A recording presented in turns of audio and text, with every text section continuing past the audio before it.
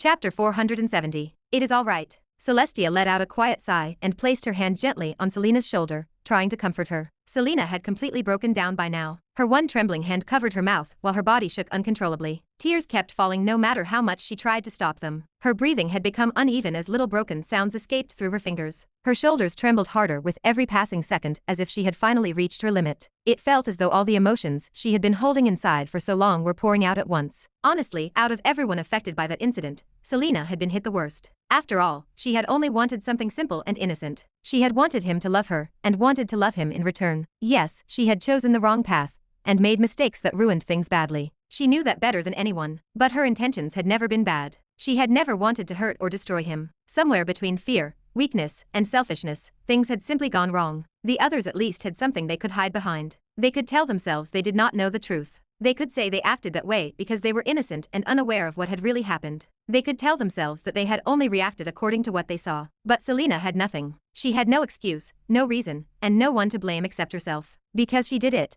and she always knew what was truth and not. She knew she had stayed silent. She knew there had been moments where she could have spoken, moments where she could have done something, and moments where she could have stopped things before they got worse. But every time, fear had stopped her. Fear of consequences, of losing everything, and of watching things change. So she remained quiet, and that silence slowly became something heavy around her heart. Day after day, the guilt only became worse. Every time she remembered his pain, his eyes, or what happened because of her choices, her chest felt like it was tightening. Because the person who had suffered that pain was someone she loved. And she had lost everything that day. Now she was finally standing here after revealing everything. Honestly, before today, she had truly believed she would lose everything again. Her respect, her dignity, and her image, everything. Because a saintess was supposed to be pure and truthful. Someone people put their faith in, and looked at with hope. Saintesses were not supposed to make mistakes. They were not supposed to lie, be selfish, or be so human. People wanted them to be like angels or gods, perfect beings standing far above everyone else. But Selina was not perfect. She had lied, hidden things, and sinned. At worst, some people could even call her a traitor. She had prepared herself for that possibility. She was prepared to be hated, discarded, or even killed.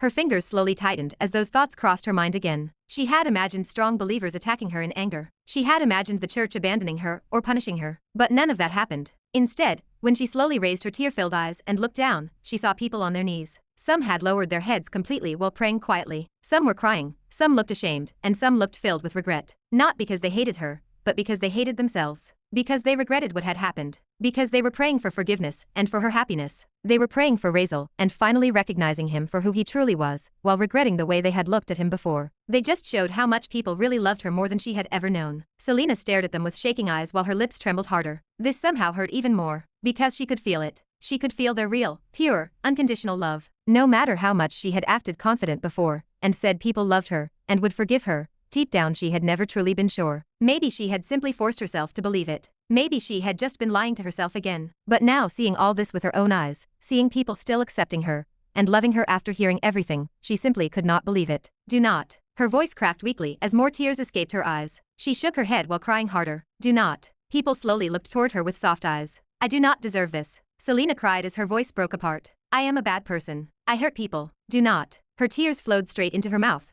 leaving behind that familiar salty taste. I do not deserve this. She truly could not accept it, not because she hated them, but because she hated herself. Celestia quietly watched from beside her, and let out another small sigh. Selina really was too soft and sensitive. She had always been like that, even when they were younger. Even when people praised and loved her, Selina always carried everyone's pain, as if it were her own. Celestia turned slightly, and looked at her from the side. At her shaking shoulders, her red eyes, and her face covered in tears. Then her own eyes softened slightly. Honestly, Selina deserved this. Because this was who she truly was. A soft-hearted, kind, and gentle girl. Someone who worried about others even while she herself was drowning. Someone warm enough that people naturally wanted to protect her. It was just sad that she had messed up too. But still, Celestia lowered her gaze slightly as her expression grew complicated. At least Selina was better than her. There was a difference between them. Selina had done what she did because she wanted Razeal beside her. Because she loved him and wanted him to stay with her. But Celestia had gone along with everything because she wanted him gone. Because she wanted him away due to her own selfish desires. Both of them had been selfish. But there was still a difference between the two. And Celestia knew that better than anyone. Celestia slowly let out another sigh, though this one felt different from the ones before. The heaviness inside her chest remained, the guilt remained,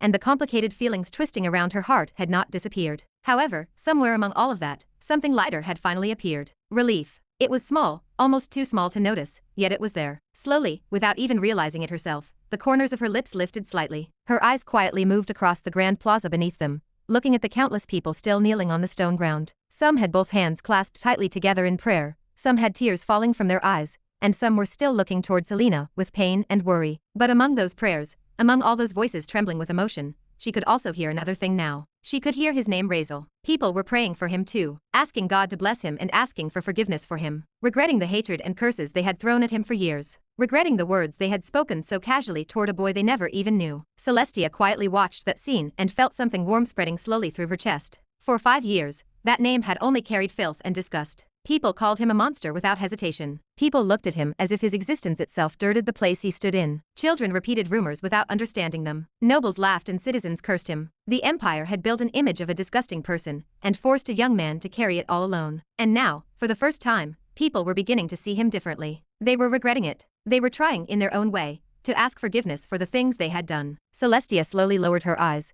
looking toward the ground beneath her feet, while that small smile remained on her face. He deserves at least this much, she murmured quietly to herself. Her voice was almost impossible to hear beneath the sounds of crying and prayers. Slowly she closed her eyes. So many emotions had appeared inside her today, that she honestly no longer knew how to separate them. Regret, sadness, pain, relief, and especially guilt. Because unlike Selena, Celestia knew that her own reasons had not been innocent. Selena had wanted to keep him beside her and wanted his love, wanted him to stay with her forever. But Celestia had wanted freedom. She had wanted him gone, wanted to break away from him because she did not want him in her life anymore. She had looked at him and seen chains around herself, and because of that selfishness, she had accepted a lie. She had watched him lose everything and stood there silently. Slowly her lips tightened. I regretted it, Raze, she whispered inside her mind. The words never reached outside. She simply stood there and allowed herself to feel this moment for what it was. No titles, no image, no expectations, no pride, just herself. For the first time in years she felt strangely light. Strange enough that it almost made her uncomfortable. Yet, not unpleasant. Not at all. Maybe, she thought quietly,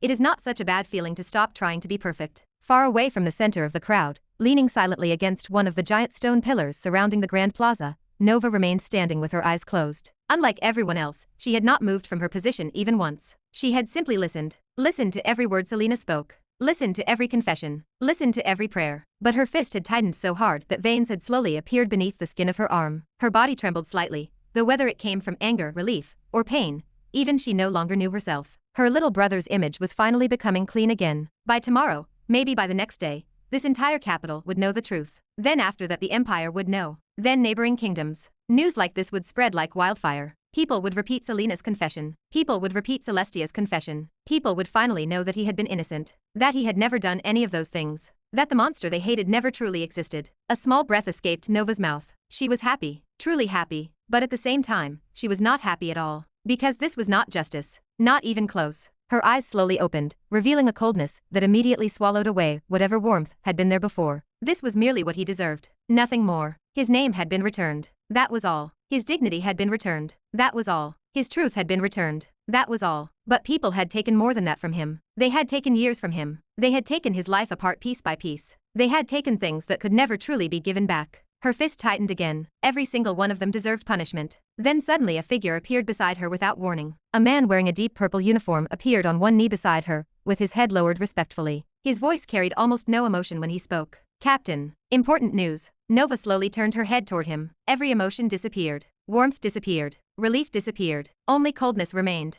You found my brother? She asked quietly. And somehow, despite how calm her voice sounded, the man suddenly felt pressure crawl up his back. My apologies, Captain. All of our divisions are still carrying out the mission you assigned. However, his whereabouts still remain unknown. The man kneeling on one knee spoke without lifting his head even once. His voice remained calm and flat, almost empty of emotion. Years of training had long since taught him to suppress unnecessary reactions while reporting information. I came to deliver different intelligence. We received confirmation that House Rock has fully mobilized and launched an attack on Denver Kingdom. Intelligence reports also confirm that the Pillar Head himself has deployed. Nova's eyes did not move. Not even slightly. The man continued speaking beneath that suffocating silence. We remain unaware of the reason behind the sudden deployment. All foreign intelligence units stationed within Denver Kingdom have gone silent. We received the final reports only hours ago. He paused briefly before continuing in the same flat tone. All of our spies inside Denver Kingdom have been eliminated. Initial reports suggest they were killed by an unidentified group of great saints. Silence followed. Heavy silence. Nova simply stared ahead.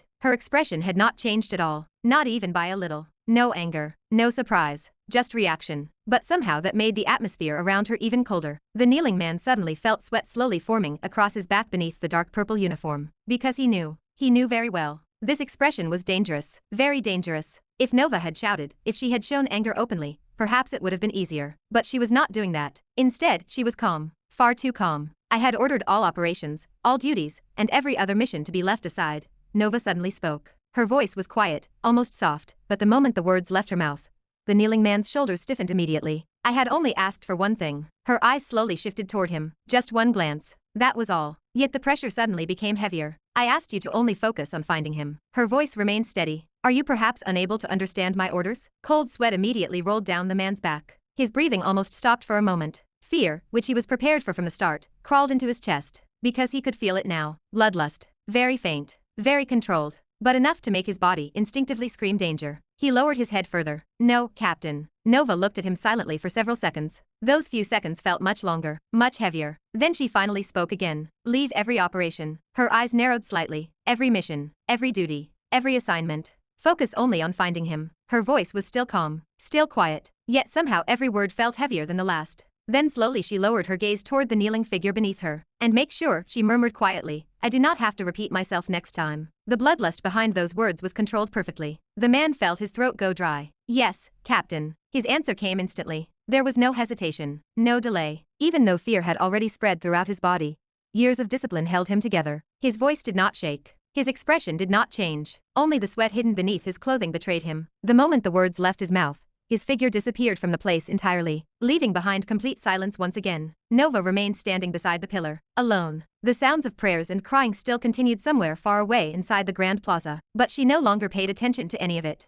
Her eyes slowly lowered. Chapter 471. Far above the clouds, where even storms rarely reached and ordinary people could never survive, a deep purple beam tore through the skies at terrifying speed. The atmosphere itself split apart before it, while enormous clouds were violently dragged into spiraling currents behind it. Pressure waves echoed across the heavens like distant explosions, spreading for dozens of kilometers through the skies below. The beam moved so fast that even sound struggled to follow it properly, leaving only distorted shockwaves and trembling air in its wake. It headed toward only one destination, the Denvar Kingdom. Inside that streak of purple light, Merisa's expression remained cold and frighteningly serious. Her long royal purple hair whipped violently behind her as the energy surrounding her body distorted the air itself. Her eyes never moved away from the horizon ahead even once. Every passing second only made her push herself faster. Her son was there, and war had already begun. The moment she received confirmation that House Rock had fully mobilized, and that the pillar head himself had personally deployed, she had stopped caring about everything else. Emotional instability, appearances, pride. None of it mattered anymore. Whatever distance existed between her and Razeal was irrelevant. Only one thought remained inside her head.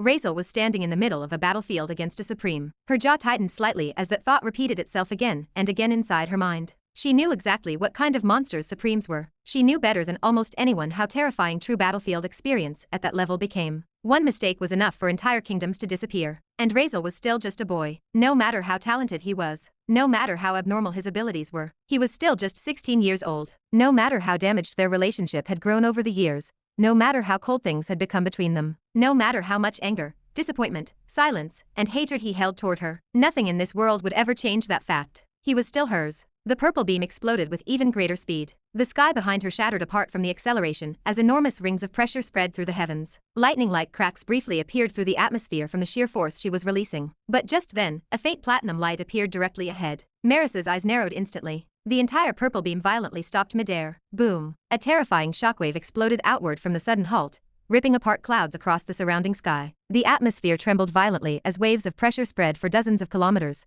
leaving a massive empty space in the heavens around them. The purple light slowly faded. Merisa's figure appeared high above the world, floating motionlessly in the open sky. Dangerous pressure quietly spread from her body, while strands of her purple hair drifted around her face. Her eyes were already cold with fury. Directly before her stood another woman. Platinum hair and platinum eyes. A calm expression rested upon her face, without even the slightest disturbance. Nerissa floated there effortlessly with both hands behind her back, as if she had merely been waiting for this moment from the very beginning. Even the violent pressure exploding from Merisa seemed unable to affect her surroundings in the slightest. For a few seconds, neither woman spoke. The air between them felt unnaturally heavy. Then, Merisa finally opened her mouth. What is the meaning of this, Empress? Merisa asked coldly. Her eyes had already sharpened dangerously. Nerissa only smiled faintly. My apologies, virulent matriarch, she replied calmly. But you may not continue further. Silence spread between them immediately afterward. The skies had already gone unnaturally quiet. Even the violent winds from before seemed to slow under the pressure radiating between the two women. Far below them, the clouds continued shifting restlessly from the lingering shockwaves left behind by Merisa's sudden stop.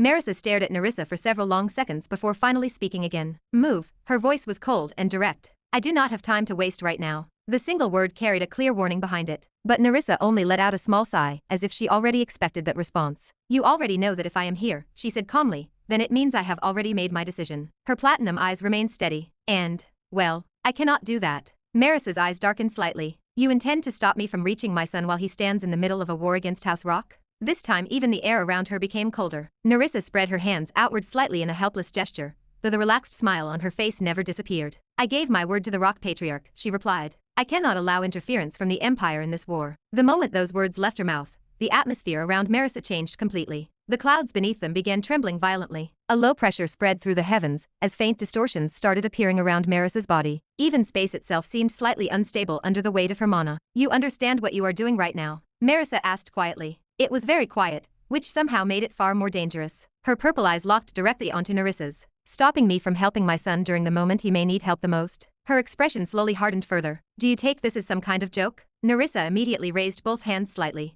Hey, no, she said lightly. Don't twist my words like that. That is definitely not what I want. She tilted her head faintly while maintaining that same relaxed expression that Merisa was rapidly beginning to hate. Everyone has the right to do whatever they wish. Then her smile curved just slightly more. Though, she continued casually, now that you mentioned it, I am curious. Merisa said nothing, but the mana around her body became heavier. Nerissa continued anyway, without the slightest hesitation. Do you really think Razeal would want your help in the first place? For the first time since arriving, Merisa's expression visibly changed. Her eyes narrowed dangerously, but Nerissa acted as if she did not notice. If anything, she continued with a soft shrug. I think he might appreciate me more for stopping you from interfering in his life. Her platinum eyes faintly glimmered with amusement. So technically, she said, almost thoughtfully, I am not exactly the bad person here. You could even say I am doing him a favor. Then she smiled lightly. Just helping my lovely little nephew. The air around Merisa distorted violently for a brief moment. And obviously, Nerissa added calmly, if that is the case, then I would be more correct than you in this situation. Which means I cannot let you pass. Can I? Silence followed once more. For several seconds, Merisa simply stared at her. Honestly, fury had already filled her completely. It was not because Nerissa stopped her. That alone would not have been enough to push her this far. It was the audacity. The sheer audacity of standing there and speaking about her son, as if she understood what was best for him. Speaking as if she had the right to decide whether a mother could reach her own child or not. And the worst part was that Merisa could not even deny it completely. Deep down, she knew very well how broken things had become between herself and Razeal. Even now, she still did not fully know how much resentment or hate he carried toward her. Would he truly want her there? Or would her appearance only make things worse? For the smallest moment, uncertainty passed through her mind. But it disappeared just as quickly. None of that mattered right now. Whether he hated her or not, and whether he wanted to see her or not, he was still her son. She would never stand aside while he fought a supreme alone. Her fingers slowly clenched. At the same time, she also knew something else very clearly. She could not simply ignore Nerissa and rush past her. Running from Nerissa was nearly impossible. And fighting her? Merisa's expression darkened further. At their level, battles did not end within minutes. Supremes were already disasters wearing human skin. Emperors stood even beyond that. Once a real battle started between people at their level,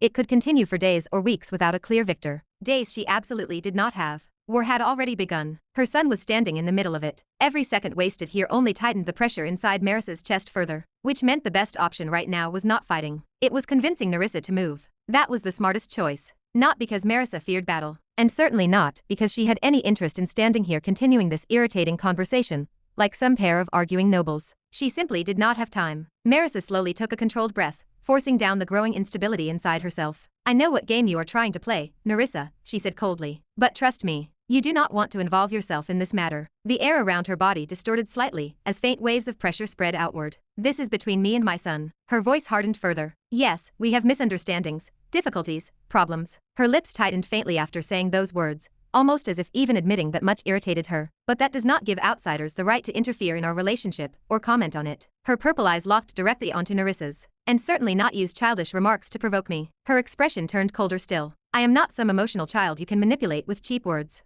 Merisa understood perfectly what Nerissa was trying to do. Those comments about Razeal not wanting her help, about stopping her for his sake, and about protecting his wishes. Nerissa was trying to justify herself through him, trying to make it sound as though preventing a mother from reaching her own son during war was somehow an act of kindness toward him. Honestly, it infuriated her, not simply because the words were insulting. It was because Nerissa was speaking as if she understood Razeal better than she did, as if she somehow had the right to stand between them. Nerissa listened quietly for several moments without interrupting her. Then suddenly, she smiled. Family matter, she repeated softly. Her platinum eyes narrowed slightly with faint amusement. Excuse me, she said lazily, but I am his family too, if I may remind you. Merissa's expression immediately sharpened. He is like a nephew to me, Nerissa continued with a light shrug. And technically speaking, I almost became his mother-in-law once. The moment those words were spoken, Merissa's gaze darkened even further, but Nerissa continued casually as if she had not noticed. And honestly, she said slowly, from what I have observed recently, I might actually be closer family to him than you are right now. The air froze completely. Even the violent winds high in the heavens seemed to quiet down for a brief moment.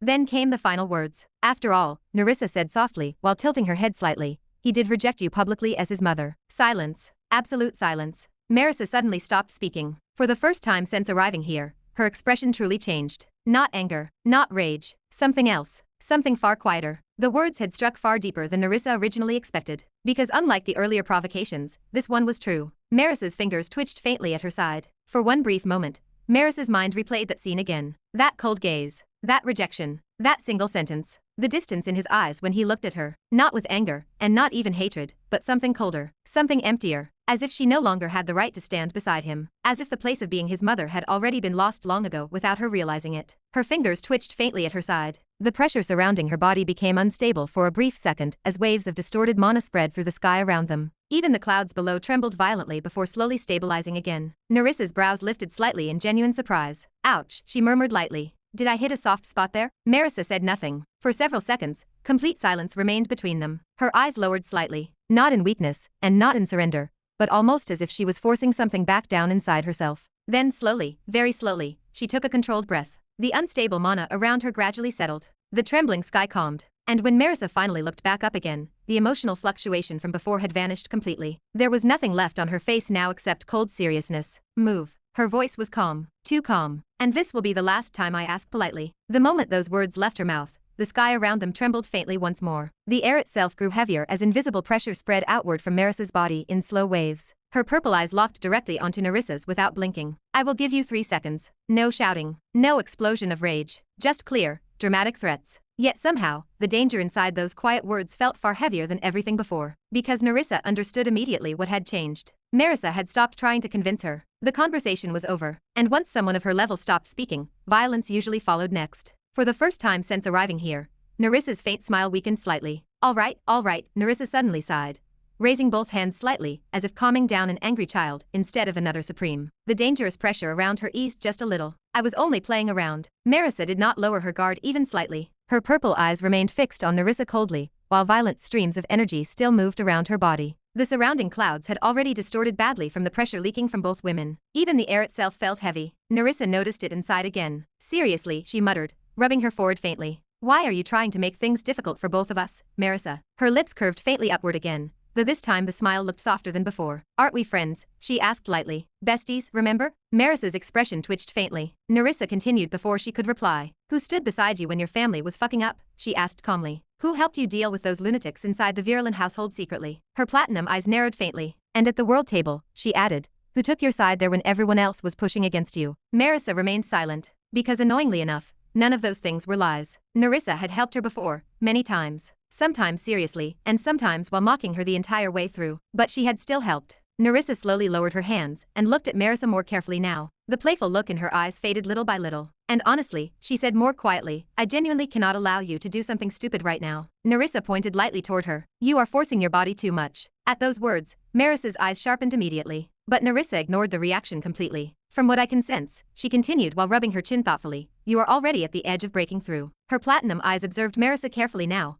almost curiously. Honestly, I am surprised. This happened too suddenly. She tilted her head faintly. Your body's foundation has changed completely from before. What exactly happened to you recently? Merisa did not answer. She obviously had no intention of revealing anything related to Razeal. Nerissa watched her silently for a moment before simply shrugging. Well, whatever, she muttered. That is not important right now. Her expression finally turned serious. You need to stabilize yourself and prepare for the cosmic tribulation. The winds around them slowed faintly. Even Merisa's gaze shifted slightly, because this was no small matter. Nerissa's voice became calmer now. You understand what Emperor rank represents, right? She asked quietly. This is not just another breakthrough. Her platinum eyes narrowed slightly. Supreme rank is becoming an embodiment of laws. But Emperor rank, she paused briefly, is becoming a true embodiment. One word, but it is a world of distance. Trust me. I know. The atmosphere itself seemed heavier, while those words left her mouth. Even Merisa stayed quiet, because no one understood that path better than Nerissa. Nerissa folded her arms slowly. So stop running around carelessly like this, she said firmly. Your body is already unstable. If you force yourself too much before the breakthrough settles completely, the backlash could seriously damage you. Merisa flinched very faintly, only for a fraction of a second. But Nerissa still noticed it. Because Merisa knew she was right, and that was the worst part. Ever since that change inside her body began, she herself had already felt it clearly. The laws around her no longer reacted the same way. Sometimes reality bent around her unconsciously. Sometimes even space itself distorted near her without effort. She was standing at the edge already. One final step remained. One final wall. And beyond it, Emperor rank. A realm so absurd that even Supremes dream of it. But despite knowing all this, how could she simply stay away? How could she remain inside the empire stabilizing herself, while her son stood in the middle of a battlefield against a big foe? For years she had failed him, failed to protect him, failed to stand beside him. And now that she finally wanted to move toward him, the world itself seemed determined to stop her again. Her fingers tightened slowly. No matter how dangerous this was, and no matter what risks existed, this time she did not want to choose herself over him again. Nerissa watched the emotions flickering through her face and sighed deeply. You know, you are worrying too much about that boy, she muttered. Merisa immediately looked back up sharply. Nerissa ignored the stare. Seriously, why are you acting like he is some helpless child? She asked. That monster escaped eternal hold by himself. Her brows rose slightly. Do you understand how insane that sounds from an outside perspective? Even now, Nerissa still found it absurd.